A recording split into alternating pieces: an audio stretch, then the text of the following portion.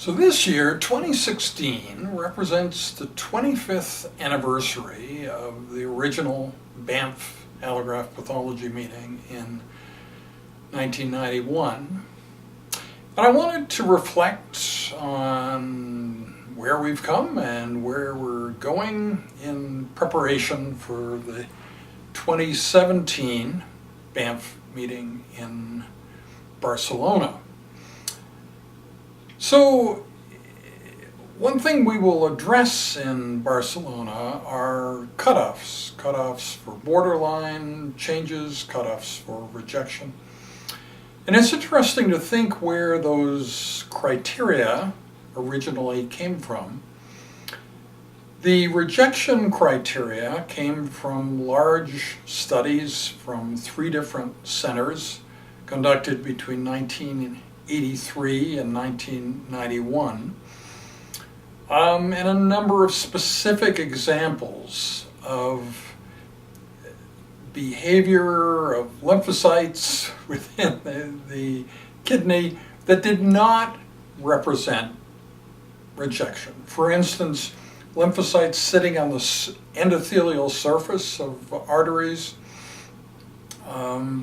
profound interstitial infiltrate without any penetration of the tubules.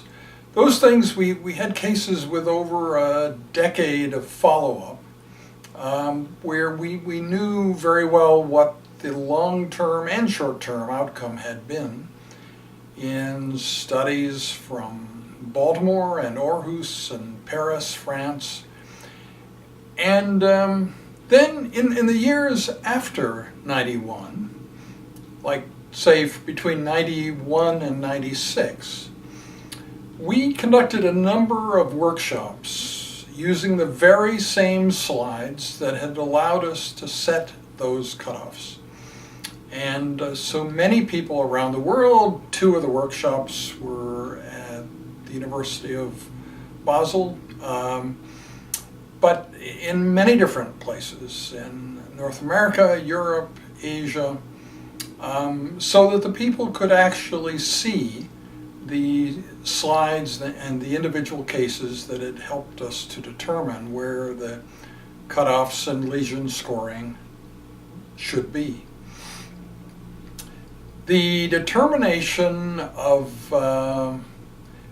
borderline, what exactly borderline was also determined not only by this examination of biopsies from many different centers, but also the politics of a vote. So in 1997, 6 years after the initial meeting, we had a vote on just exactly what the criteria for borderline should be, and that then became the criteria in the 1997 classification, which is really the basis for all subsequent classifications. Just like the 1991 classification was the principal basis for the 1997 one. The 1997 one has also been the basis of most of the elements of the classification that we have today. Now, it was interesting to realize how early the suggestion that we go from rough semi-quantitation to true continuous variable quantitation of morphologic changes and computer analysis of what should be the cutoffs. So early on, around 95, John Nyland suggested that we undertake Sandoz sponsored study to have the computer determine where the cutoffs should be. And I think it was only the kind of turbulence created by Sandoz morphing into Novartis and so on that interrupted that. Otherwise, that would have happened, and we would have taken a large clinical data set, entered the semi-quantitative lesion scoring, and had the computer then decide exactly where the cutoffs should be. That might not have made much sense in the end, because why should you accept semi-quantitation when you could have true morphometric continuous variable entry? But never in the history of transplantation over the past 25 years have the morphometry systems been standardized enough that you could have similar morphometric assessment in different clinical centers, and it simply took too long. It wasn't practical for routine clinical care. But if you think about where the field is going in the long run, it's obvious that eventually we won't be using semi-quantitative scoring at all.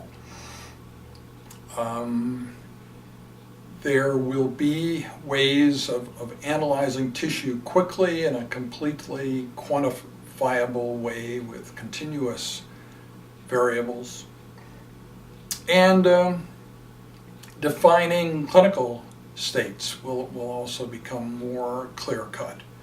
So we know exactly what we are correlating with the biopsy findings. And so eventually John Nyland's dream of having the computer decide will be the obvious way to do things.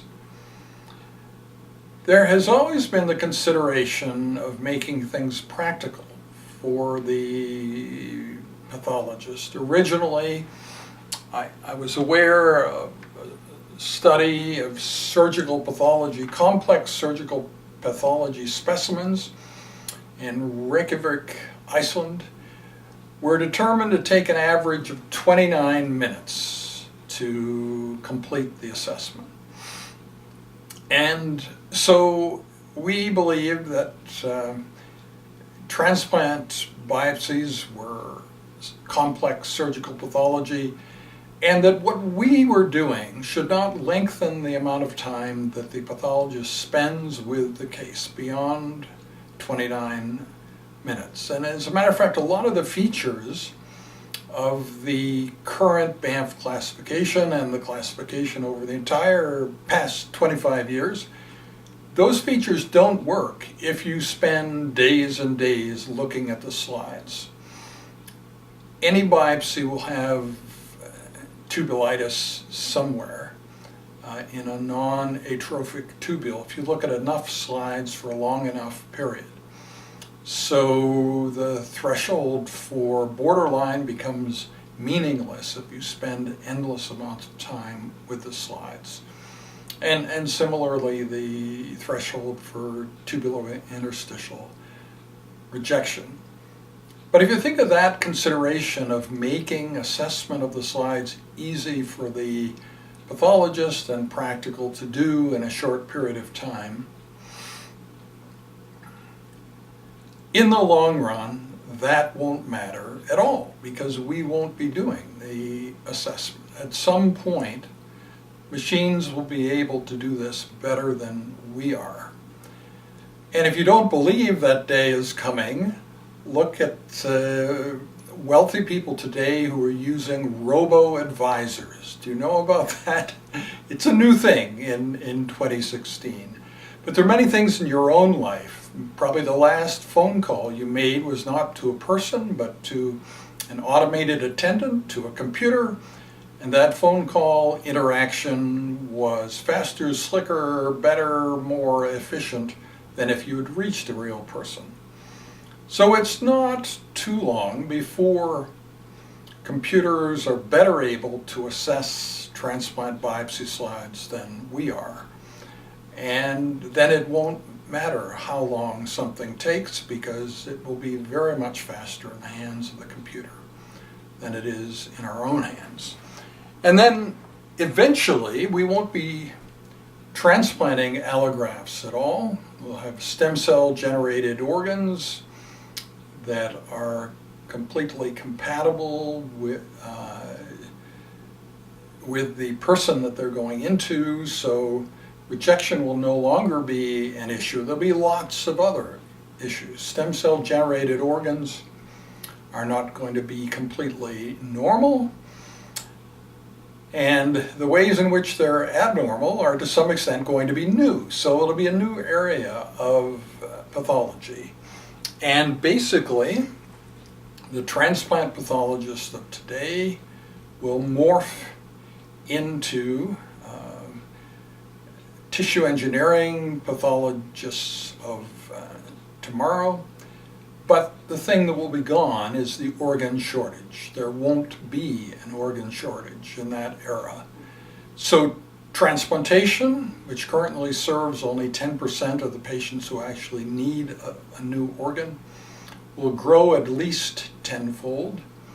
And the number of pathologists employed, the number of people employed generally in the area of transplantation will go way up. It will become a much higher profile, more successful area of medicine than transplantation is today.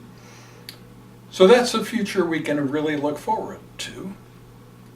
And we'll be learning a lot of new skills in assessing what biopsies of stem cell generated organs look like, and what's acceptable, what isn't, what works, what doesn't. And everything about the current classification, the Banff classification, will change. We'll be assessing whole new things, and rejection will no longer be the focus. It will be the focus, is this organ similar enough to normal structure that it's actually going to work? Does it represent a net benefit to the patient, or are the abnormalities simply too great? Is the potential for carcinogenesis too great? Is the function going to be too aberrant for this stem cell generated organ to work? So a whole new set of questions that will be just as exciting and just as interesting as the questions we faced in the past 25 years face us in the next 25 years ahead. But the field will be bigger, and there'll be more people in it, and you'll be very pleased to have been there kind of at the beginning, eh? So now I am going to splice on to this 2016 reflection, the one that I did in 2011 in the 20th year, and you'll find some additional insights there. I was very happy when I reviewed those clips today to determine that they are still relevant and watchable, even 5 years later. So that's what you'll get next in this video. Thank you very much for watching thus far, and I hope you watch the rest of it. Thanks. You may wonder whether there are any moments of high drama in this seemingly boring activity of creating a pathologic classification. How exciting could that ever be? Well, I can think of 3 moments that were reasonably exciting in the 20-year history of the Banff meetings. The first was in 1995. When there was kind of a rebellion amongst the people at the meeting who rose up and demanded that we get rid of the G lesion, glomerulitis, which is an inflammatory process in the glomeruli, the filtering unit of the kidney.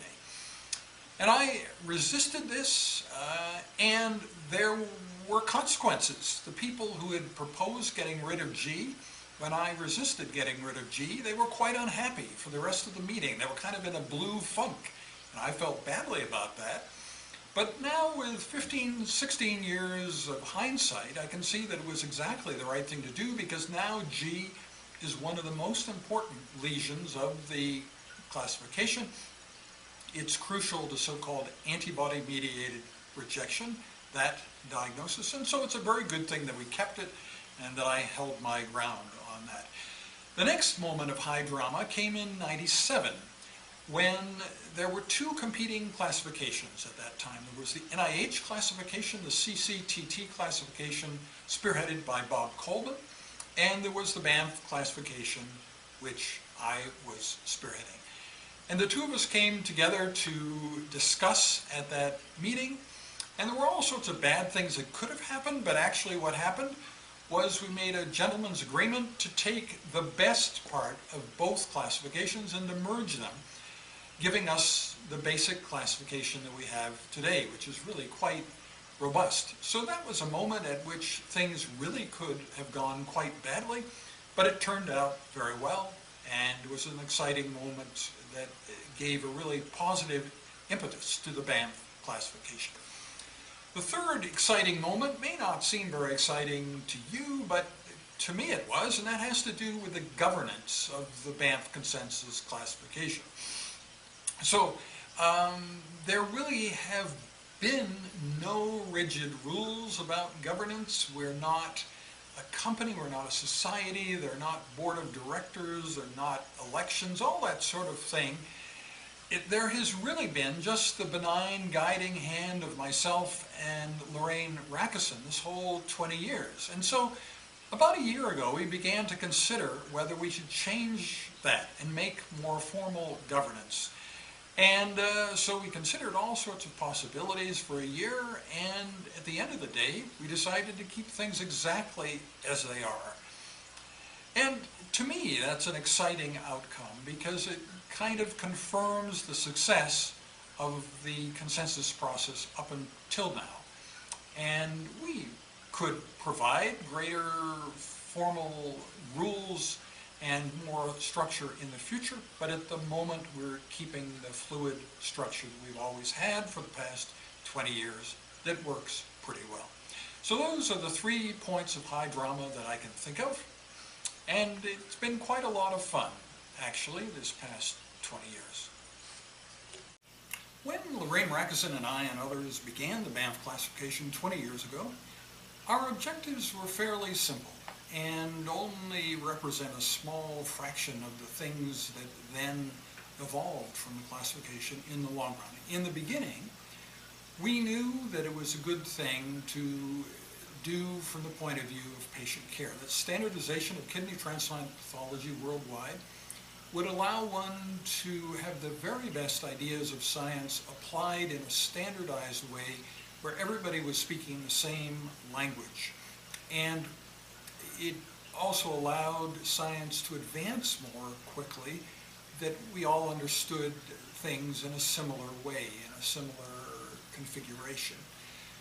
So obviously that was desirable. From an academic point of view, it was quite a challenge to standardize things and to maintain intellectual freedom. And yet that is obviously desirable, and I'm quite proud of the fact that we have managed to do that so that people are always free to bring new ideas, and we're bringing good new ideas and adding them to the classification almost constantly. But we are able to maintain a kind of stability of the classification over a period of time and then make discrete changes that are justifiable, and then we have an expanded, modified classification that now includes more ideas, more things that enhance patient care, make more precise diagnoses of what's going wrong when the grafted organ fails, and so on. So it's obviously desirable. So those were the things that we knew about in the beginning, but quite a few things happened that we did not anticipate. One is that we found that one could extend the lessons from the kidney transplant classification to many other solid organs, that many of the same concepts apply. So you could apply the kidney ideas to liver, heart, lung, pancreas, small bowel, composite tissue graft. And so you don't have to begin really from scratch for those other organs. We already had an idea what a classification should be like, what some of its characteristics should be, so we can move quite quickly to create classifications of transplant pathology and those other transplanted organs.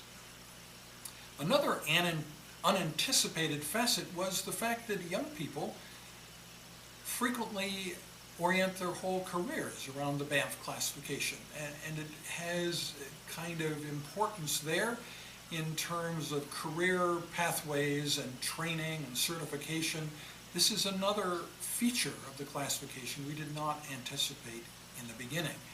And finally, maybe the most exciting thing is the embrace that the classification has received from regulatory agencies that have come to regard reading by the Banff classification by a central pathologist as a desirable endpoint for clinical trials. So there have been many facets that have developed in the Banff classification in the past 20 years. And this includes such things as the working groups, which we could never have anticipated in the beginning, and that focus on individual problems and solve them and then add that facet to the classification.